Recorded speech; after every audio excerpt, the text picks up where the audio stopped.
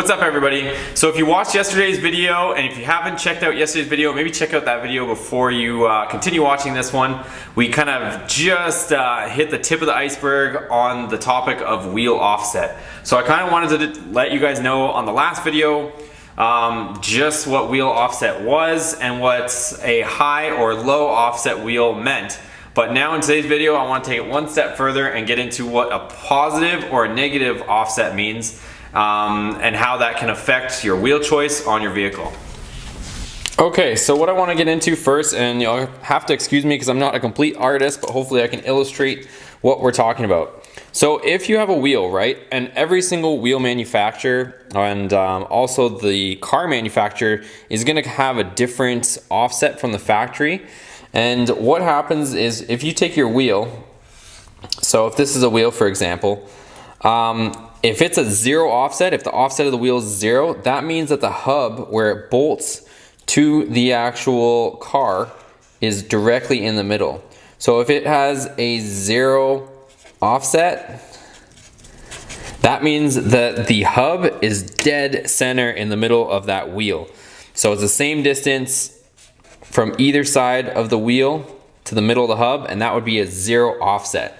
So this is, let's start with this, right? So hopefully you guys understand this. You take the wheel, right dead smack in the middle of that wheel. That would be a 0 offset if the hub were to be placed there.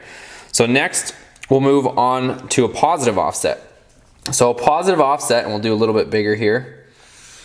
If this is your wheel, and if this would be the center line of the wheel, a positive offset would be more in this direction from the center of the wheel. So the hub where it bolts, right, where your bolts would go through the wheel, so we'll say that's the faceplate, and this is where your bolts would be through the wheel.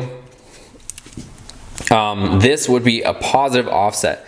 And what that's going to effectively do is this would be the outside of the vehicle. So again, you have to excuse my illustration, but if this was the vehicle, you know, here's the window, and this is the outside of the vehicle, the wheel would be more sunken in because the hub is further to the outside, effectively shifting the whole wheel inwards, closer to the center of the body.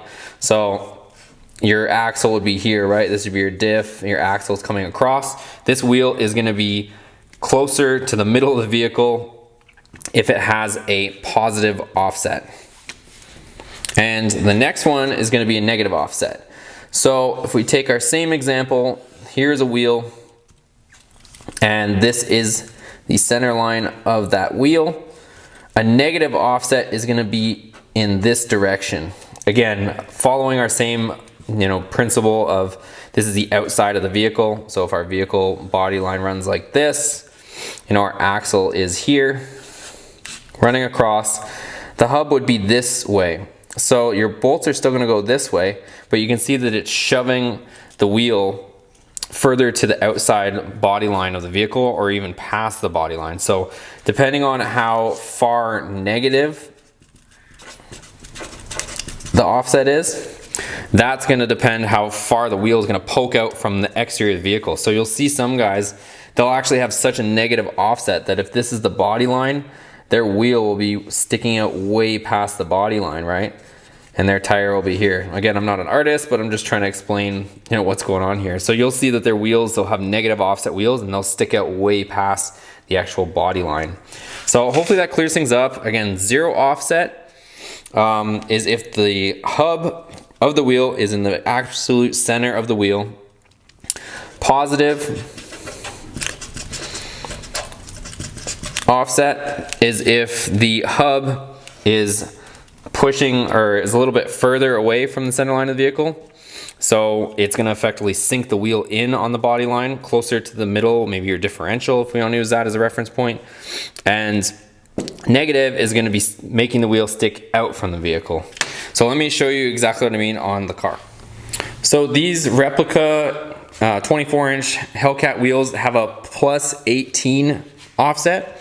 So what that means is you can see the center line of this wheel, and if they're plus 18, they're going to be sunken into the vehicle. So if you take a look on the back side, the hub is probably somewhere over here in proportion to the center line of the wheel, and that's effectively sinking that wheel in. So you can see, you know, there's not a whole lot of concave to this wheel. The hub is probably somewhere around here, and that's plus 18 because it's not, where it bolts to the vehicle isn't exactly centered, it's plus 18. So it's offset just ever so slightly, and it's effectively sinking that wheel in. Okay, so now that hopefully you guys have a better understanding of what offset or wheel offset is in relation to itself, right? So you guys know what a zero offset now is. You know what a positive offset does to the wheel. It brings the wheel in closer to the axle of the vehicle, or maybe the center line of the actual vehicle.